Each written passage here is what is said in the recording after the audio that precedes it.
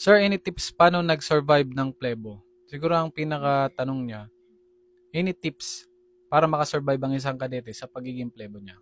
So, gano'n na lang. Una, know your why.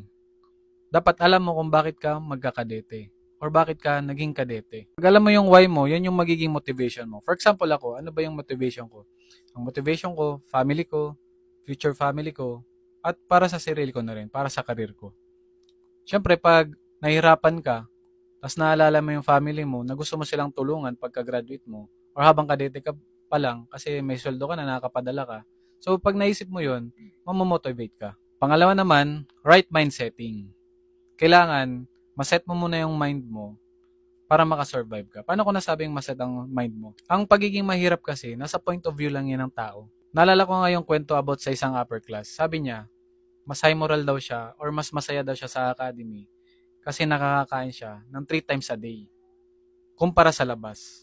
Kumbaga, nasa mindsetting lang natin kung ano ba yung mahirap.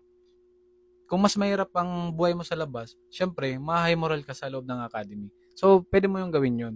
Na for example, tulad mo, papasok ka pa lang, mas mahirap maging mahirap, lalo na pag wala kang financial security tulad ng magandang trabaho. Pangatlo, lagi mo itong maririnig sa loob, galing sa mga upper class. Ang sinasabi nila lagi, pag nahihirapan ka, isipin mo na lang, live one day at a time. Kumbaga, isipin mo muna yung unang araw mo, yung pangalawang araw mo. Pagkatapos nun, saka mo na isipin yung mga susunod na araw. Kasi pag inisip mo na may susunod na linggo na naman, may susunod na taon na naman, 4 na taon, malolomoral ka. Pero pag inisip mo, ngayong araw, gagawin ko lahat para ma-survive ko to. Last naman, ito yung hindi ko malimutan na kinento ng upper class ko. Ang sabi niya, if you don't know how to start, start with a prayer. Lagi ka manalangin. Pag nahirapan ka, mag-pray ka. Pag may blessing na dumating sa'yo, pagpasalamat mo kay Lord. Lahat. Pag hindi mo na alam ang gagawin mo, mag-pray ka lang. Lahat ng hirap at problema mo, masasagot yan ni Lord. Yun lang. Good luck.